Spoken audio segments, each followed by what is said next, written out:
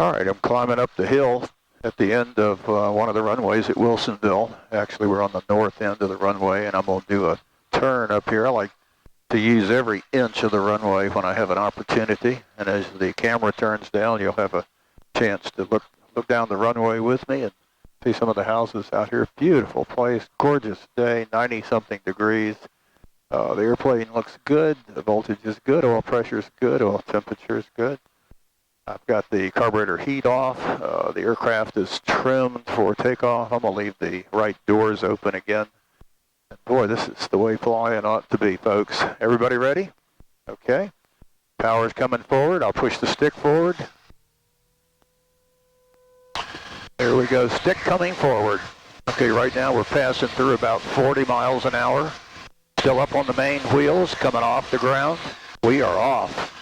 Check my airspeed, 65 miles an hour, and I'm pulling back a little bit. And off we go. I'll wave at my friend Dennis over there on the right. And we will head out into Shelby County here. We're down close to one of the lakes. We're not far from the Sylacauga Airport. Some of the beautiful houses out here on 15 or 20 acres. I call them gentleman farms. Beautiful places. I'm sure that's somebody's dream place. All the swimming pools. Kids out splashing around in the water today because of the warmer temperatures. We're banking back towards the west. You can tell it's late in the afternoon. I guess it's actually 4:15, so the sun will be getting a little bit low in the horizon, and unfortunately we've got to fly into it. But I'm climbing right now through 1,200 feet.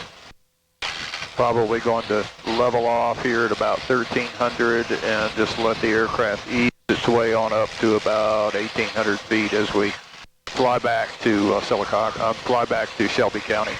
Looking right here, I can see that our ground speed 73 miles an hour as we climb, pulling back the power just a little bit. Says we have 13 minutes and 21 seconds. We're to go 15.5 miles. So that's the way this Garmin works. I actually have two ways of navigating this airplane, three ways. Actually, I can look out. This is kind of like my own backyard here in Shelby County. I also have a Garmin 495 GPS, and this is, these things have been around for quite a while. Actually, saw a picture of a B-1 bomber with one of those things on the top of the dash. It makes you wonder, with all that expensive equipment, why they are using this. But this is probably a much simpler way to, know where you're going and how fast you're going.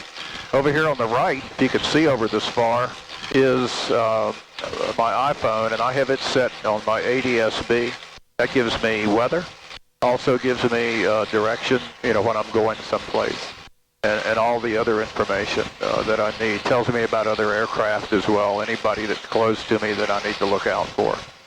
So here we are, we're passing, actually went up to 2,100 feet. And as you look out, you can see going in this direction, it's a little bit hazier. I'm going to pull the power back here a little bit. You probably hear me better. Okay, we're coming back to about 2,100 RPM. Right now we're at 2,100 feet. And I'm going to get the trim set up so we can cruise without any pressures on the stick. And the cruise on this aircraft is around, maybe 80 miles, 75, 80 miles an hour. It depends on how much power I'm running. We're down at 2,000 feet. And I'll come back a little bit on the trim and try to get it trimmed up so it'll hold that speed. 75.4 miles an hour. That's probably where we're going to remain for the majority of the trip back to the airport. We're not in any rush on such a pretty afternoon.